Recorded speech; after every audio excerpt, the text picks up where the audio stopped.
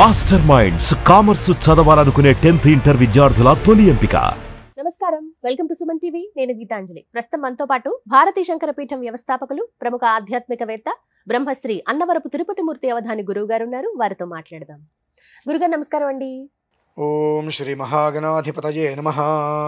గురుగారు, జ్యేష్ఠ అమావాస్య 25వ తారీఖు కదండి, జూన్ 25.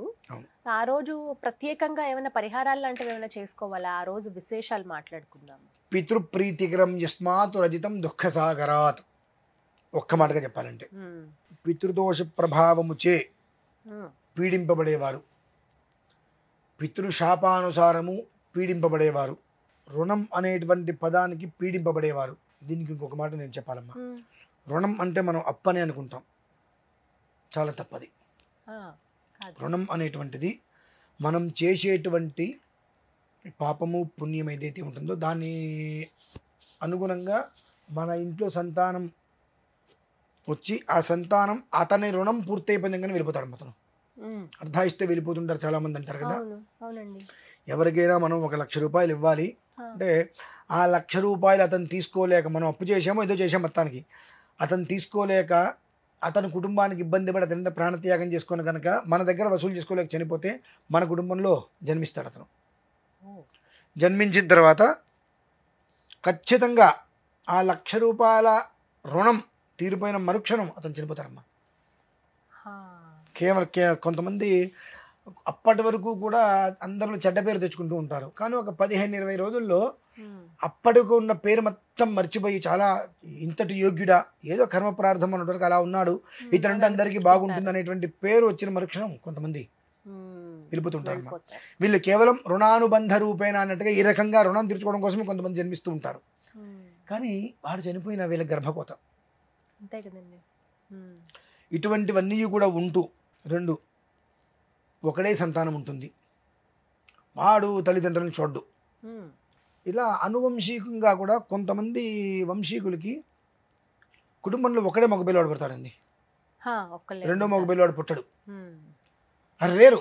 పుట్టాడంటే ఎక్కడో అదృష్టమే. 2 ఆడపిల్లలు అయితే పుడతారు, మళ్ళీ 2 ఆడపిల్లలు పుడతారు. 2 ఆడపిల్లలు పుడితే మళ్ళీ మగపిల్లవాడు పుట్టాడు, మళ్ళీ మగపిల్లవాడు పుట్టాడు. ఒక మగపిల్లవాడు పుడితే మళ్ళీ ఆడపిల్లే పుడుతుంది. అంతే తప్ప రెండో మగపిల్లవాడు లేనటువంటి విధానాలు చాలా ఉంటూ ఉంటాయి. వాళ్ళకి ఎక్కువగా ఈ యొక్క పితృదోష ప్రభావాలు ఆపాదిస్తుంటాయమ్మా.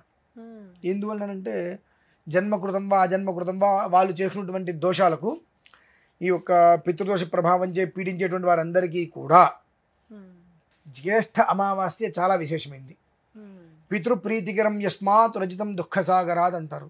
ఆ రోజునాడు ఎత్తే దేవా అదదుర్భాగధే యమమావాస్యే సంవసంతో మహిత్వా సానో యజ్ఞం పిపృహి విశ్వవారే రైన్నో దేహి సుభగే సువీరం అనుకుంటూ మాతా చతే పితా చతే గ్రం వృక్షస్య రోహత. మనకు పెద్దవాళ్ళు, మన వంశవృక్షానికి మూలమేరుంటే తల్లిదండ్రి. అలా వాళ్ళని తలుచుకొని పితృదోష ప్రాయశ్చిత్తానికి వీలుగా పరిహారాలు చెప్పబడి ఉంటాయి. అది చేసేటువంటి వారికి తెలుస్తుంది. ఆ రోజునాడు పితృదోష పరిహారం ఒక చిటికెడైనా సరే పితృదోష పరిహారం చేసుకోగలిగితే మొత్తం బయటపడతారమ్మా. ఎలా గురువుగారు? పితృదోష పరిహారము అంటే ఇప్పుడు కొంతమంది బ్రాహ్మణులు ఉంటారు, వాళ్ళు వీళ్ళు ఎవరన్నా దానికి తెలిసిన వాళ్ళు బ్రాహ్మణుల్ని సంప్రదిస్తే వాళ్ళు చేసుకుంటుంటారు. అలా లేకపోతే ఎట్లా అన్నప్పుడు ఇక్కడ నుంచి మనకు బాచుపల్లి అని ఉంటుందమ్మా.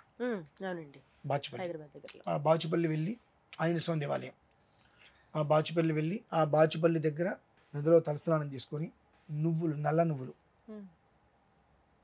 బియ్యము, బెల్లము ఈ 3 కలిపి నీటిలో పితృదేవతల్ని తలుచుకుంటూ వదిలిపెట్టండి.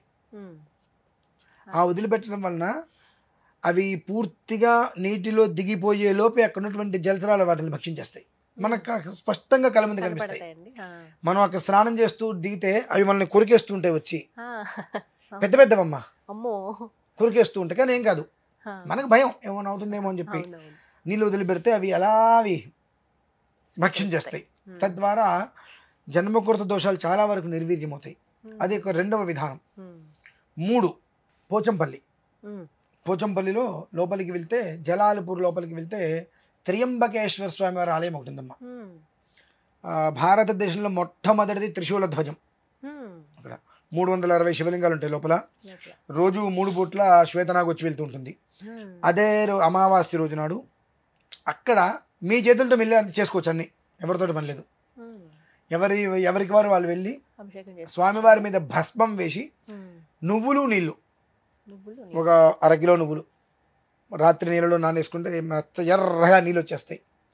అక్కడికి వెళ్ళిన తర్వాత ఆ తిలోదకం ఈ ఇంటి దగ్గర మొత్తం వడబోసుకొని ఆ నీరు మాత్రమే ఉండేటట్టుగా, నువ్వులు రాకుండా నీరు మాత్రమే గట్టిగా పిండి వడబోసుకొని ఆ నువ్వులు పక్షులకి ఏదైనా వేసేసుకొని ఆ నీరు తీసుకువెళ్ళి స్వామివారికి అభిషేకం చేయటం మీ స్వహస్తాలతో నీళ్లతో చేయమంటారు.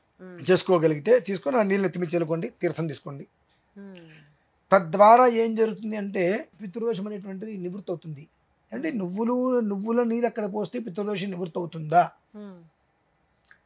మనిషికి ఏ క్రతువు చేసినా దానికి రుద్రమే మూలం అండి, ఈశ్వరుడికే మూలంగా చేస్తుంటాం. మనిషి చనిపోయినా కొన్ని 11 రోజు ప్రక్రియలో రుద్రం పారాయణ చేయాలని అంటున్నాం. హరి శివశివ అని మధ్యలో నామస్మరణ విధానాలు మనం నడుస్తూనే ఉంటాయి. కనుక ఫస్ట్ ఆఫ్ ఆల్ పురోహితుడి ద్వారా పితృదోషానికి ప్రాయశ్చిత్తం చేసుకోవడం విశేషం. 2 అక్కడికి వెళ్ళటం బాచుపల్లి.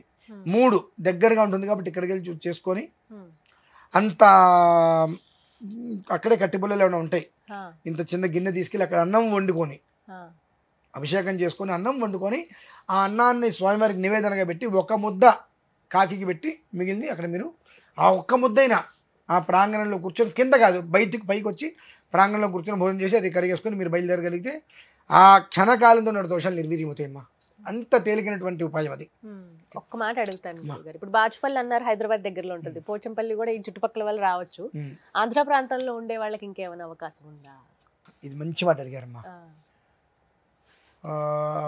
కాకినాడ అటువైపు చింతపర్రు ఉందమ్మ గ్రామం. చింతపర్రు తెలుసండి. ఇక్కడ గంగా పార్వతి స్వామివారు ఉన్నారు. సుమారుగా 400 సంవత్సరాల క్రితం ఆలయం అది. అక్కడ చేసుకోవటం తైలాభిషేకం. అక్కడ చేయించుకోవడం అంటే తైలంతో అభిషేకం అంటే అక్కడ మన చేతితో చేసుకోవద్దు, అక్కడ స్వామివారు చేస్తారు. అన్నాభిషేకం కానీ తైలాభిషేకం కానీ ఇదే విధానాన్ని చేసేటువంటి దాంట్లో మన దాని మీద మనం అక్కడ చేయించుకోవాలి. అక్కడ మనం స్వహస్తాలతో చేసుకోవడానికి అవకాశం ఉండదు. ఇక్కడ ఈ 2 మనం చేసుకోవచ్చు. అలాగే పెద్దకల్లేపల్లి దక్షిణ కాశీ కృష్ణానది ఒడ్డు దగ్గర ఉంటుంది ఆలయం పెద్దకల్లేపల్లి. ఆంధ్రప్రదేశ్ దగ్గర ఈ 2 చాలా విశేషమైనటువంటివి. చింతపర్రు గ్రామము చాలా అద్భుతం అండి. లాస్ట్ టైం కూడా నేను ఒకరోజు చెప్పాను, అక్కడికి వెళ్ళారు. అక్కడికి వెళ్ళొచ్చిన వాళ్ళు ఎంతమంది బయటకు వచ్చి ఫోన్ చేసి ఆనందపడ్డారంటే మా పరిసరాల్లో ఉన్న వాళ్ళండి వాళ్ళందరూ. చింతపర్రు గ్రామంలో ఉండేటువంటి ఆలయం ఏదైతే ఉందో ఆలయానికి అప్పుడప్పుడు వెళ్ళేవారట, కానీ దాని యొక్క ప్రాశస్త్యం తెలియదు. ఆ పెట్టిన ధ్వజస్తంభమే 4వదండి. 120 సంవత్సరాల క్రితం ఉన్నది ఇప్పుడు పెట్టిన ధ్వజస్తంభం. 120 సంవత్సరాల క్రితం 4వ ధ్వజస్తంభం స్థాపించారు. మరి ఎప్పటిదో మనం ఇటువంటివి చాలా రేరుగా ఉంటాయి. అక్కడికి అందరూ వెళ్ళలేరు. ఎందుకంటే పాపం చేసుకునే వాళ్ళని భగవంతుడు ఎందుకు రాణిస్తారు మన దగ్గరికి? పాపాన్ని ప్రాయశ్చిత్తం చేసుకోవాలనుకుంటే భగవంతుడు రాణిస్తారు. అది చింతపర్రు గ్రామంలో ఉన్నటువంటి ఆలయం చాలా విశేషం.